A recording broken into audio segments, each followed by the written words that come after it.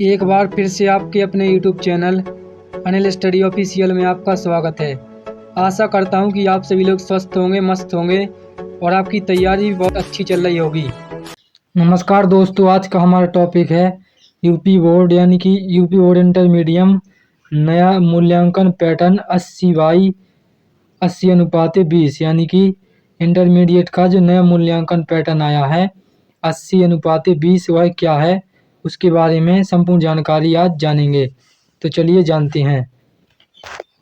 तो पहला जो मुख्य बिंदु है वो नया 80/20 फॉर्मूला क्या है, उसके बारे में आज हम जानेंगे। तो यूपीएमएसपी द्वारा कक्षा 11वीं और 12वीं के लिए नया मूल्यांकन पैटर्न लागू किया जाएगा। यानी कि 2027 में यूपी बोर्ड की परीक्षा होनी है 11वीं और 12वीं की, उसके लिए मूल्यांकन का नया नियम लागू किया जाएगा। यह बदलाव नेशनल पॉलिसी 2020 और एनसीएफ 2023 और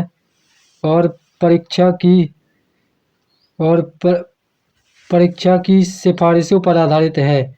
यानी कि यह नेशनल पॉलिसी 2020 और एनसीएफ 2023 और परीक्षा की शिकायतों पर सिफारिशों पर आधारित नियम है।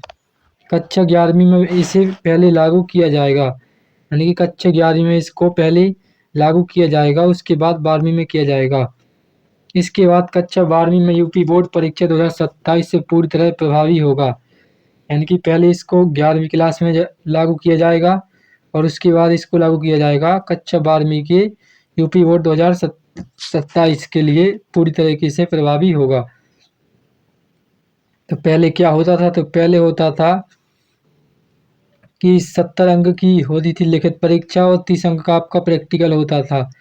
लेकिन अब जो होगी वह 80 अंक का आपका होगा, लिखित परीक्षा के होंगे और सभी विषयों में 80 अंकों का थ्योरी पेपर होगा। यानी कि जो सभी पेपर हैं उनमें 80 अंक का थ्योरी पेपर होगा। सभी विषयों के लिए लिखित परीक्षा का पैटर्न समान किया जाएगा। यानी कि जो भी मतलब कि सभी सब्जेक्ट हैं उनके लिए परीक्षा पैटर्न का जो नियम है वह समान रखा जाएगा। यानी कि सभी आपके लिखित परीक्षा के पैटर्नों में मानी कि जो सभी सब्जेक्ट हैं उनमें सभी में 80 अंक की लिखित परीक्षा की जाएगी। इसके बाद अगला जो मुख्य बिंदु है वो 20 अंक इंटरनल या प्रैक्टिकल। तो गैर प्रायोगिक विषयों में भी 20 अंक इंटरनल असाइनमेंट के लिए होंगे। यानी कि 11वीं और 12वीं में जो मतलब कि प्रैक्टिकल सब्जेक्ट हैं जैसे कि फिजिक्स, केमिस्ट्री, बायो हो गया और इसके अलावा जो भी ज्योग्राफी है, जो भी मतलब कि आपके प्रैक्टिकल सब्जेक्ट हैं उसमें तो आपको 20 अंक मिलेंगे ही मिलेंगे। साथ ही साथ आपका हिंदी, संस्कृत हो गया, मैथ हो गया, मतलब कि जो और भी सब्जेक्ट है उनमें भी आपको 20 अंक मिलेंगे। यानी कि इससे ये होगा कि आपको 20 अंक का इसमें फ़ायदा हो जाएगा कि जो मतलब कि प्रैक्टिकल सब्जेक्ट नहीं है, यानी कि गैर प्रायोगिक विषयों में भी 20 अंक इंटरनल असाइनमेंट के होंगे। प्रायोगिक विषयों में 20 अंक प्रैक्टिकल एग्जाम के होंगे। पुराने और नए पैटर्न में बदलाव क्या है? तो जो फिजिक्स, केमिस्ट्री, बायोलॉजी जैसे प्रायोगिक विषय हैं इनमें क्या था पुराने नियमों के अनुसार? तो इनमें था कि 70 अंक का आपका लिखित परीक्षा होती थी और 30 अंक आपके प्रैक्टिकल के होते थे। लेकिन अब जो नया नियम होगा उसके अनुसार आपको 30 अंक की थ्योरी होगी और 20 अंक के प्रैक्टिकल आपको दिए जाएंगे। किसके? 20 अंक का प्रैक्टिकल आपका होगा। इसके अलावा हिंदी, इंग्लिश, संस्कृत, इकोनॉमिक जैसे गैर प्रायोगिक विषय, यानी कि जो हिंदी है, इंग्लिश है, संस्कृत है, जो गैर प्रायोगिक विषय हैं उनमें क्या होगा? तो उनमें मतलब कि जो पुराना नियम था कि 100 मतलब कि आपका 100 अंक का लिखित पेपर होता था, लेकिन अब ऐसा नहीं होगा। अब इसमें क्या होगा? नए नियम के अनुसार ऐसा होगा कि 80 अंक की थ्योरी होगी और 20 अंक आपको इंटरनल असाइनमेंट के दिए जाएंगे। प्रश्न पत्र के 6 मूल्यांकन पैमाने क्या हैं? तो एप्लीकेशन यानी कि अनुप्रयोग, तो 35% आप इसमें अनुप्रयोग देखे जाएंगे। सीखी हुई जानकारी को वास्तविक परिस्थितियों में लागू करने की क्षमता है इसमें, यानी कि जो सीखी गई जानकारी है उसको वास्तविक परिस्थितियों में लागू की जाएगी। इसके बाद अगला जो मुख्य बिंदु वो है एनालिसिस यानी कि विश्लेषण। तो इसमें विश्लेषण जो होगा वो 22% होगा। कितना होगा? 22%। यानी किसी विषय को समझकर उसका विश्लेषण करने की क्षमता जो होगी वह 22% होगी। इसके बाद अगला जो मुख्य बिंदु है वो है नॉलेज यानी कि ज्ञान। तो ज्ञान जो होगा वो 17.5% होगा। विषय से संबंधित मूल तथ्यों को जानकारी का ज्ञान होना 70% तय होगा। इसके बाद अंडरस्टैंडिंग यानी कि बोध। तो बोध जो होगा वो भी 70.5% होगा। किसी विषय को समझने और उसकी व्याख्या करने की क्षमता।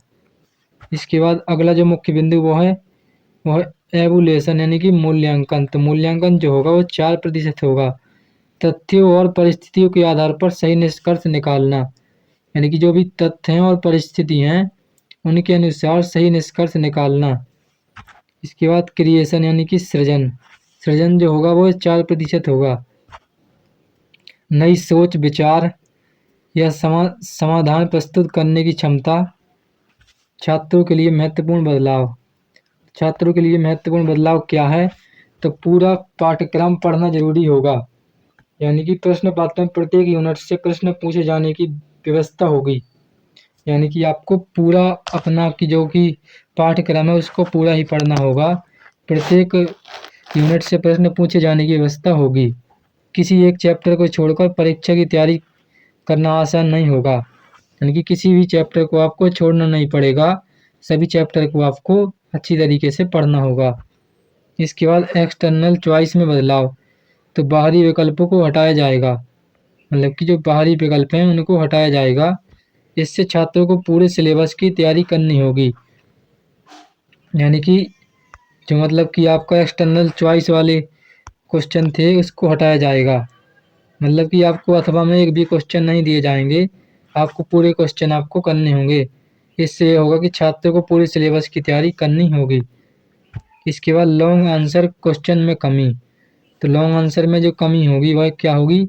तो लंबे उत्तर वाले प्रश्नों की संख्या कम की जाएगी।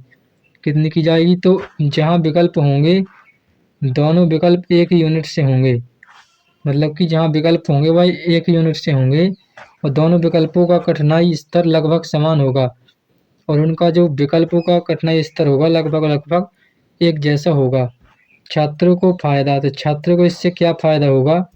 तो इससे फायदा होगा कि गैर प्रायोगिक विषयों में 20 अंक इंटरनल असाइनमेंट से मिलेंगे। यानी कि जो 100 अंक का आपका लिखित पेपर होता था हिंदी संस्कृत इकोनॉमिक्स, मतलब कि और जो भी आपके मैथ हैं, तो उसमें आपको 20 अंक का इंटरनल असाइनमेंट मिल जाएगा। मतलब कि ये छात्रों को बड़ा फायदा होगा। स्कूल स्तर के मूल्यांकन के कारण छात्रों के ओवरऑल परसेंटेज में सुधार की संभावना होगी। यानी कि जो स्कूल स्तर की परसेंटेज है उसमें और सुधार की संभावना आ सकती है, क्योंकि आपको 20 अंक आपको अलग से मिल जाएंगे। सबसे बड़ा बदलाव। तो अब केवल रटने के बजाय समझ, अनुप्रयोग, विश्लेषण और सृजनात्मक सोच पर ज़्यादा जोर दिया जाएगा। यानी कि अब केवल और केवल रटना भी नहीं होगा, अनुप्रयोग, विश्लेषण और सृजनात्मक सोच के साथ ही इसको पढ़ना होगा। तो आशा करता हूँ कि आप सभी लोगों को यह जानकारी पसंद आई होगी। इसी प्रकार के बेस्ट एजुकेशनल वीडियो के लिए हमारे चैनल को सब्सक्राइब करें और वीडियो पसंद आया हो तो वीडियो को लाइक, शेयर, कमेंट करें। तब तक के लिए धन्यवाद। मिलते हैं नेक्स्ट वीडियो में।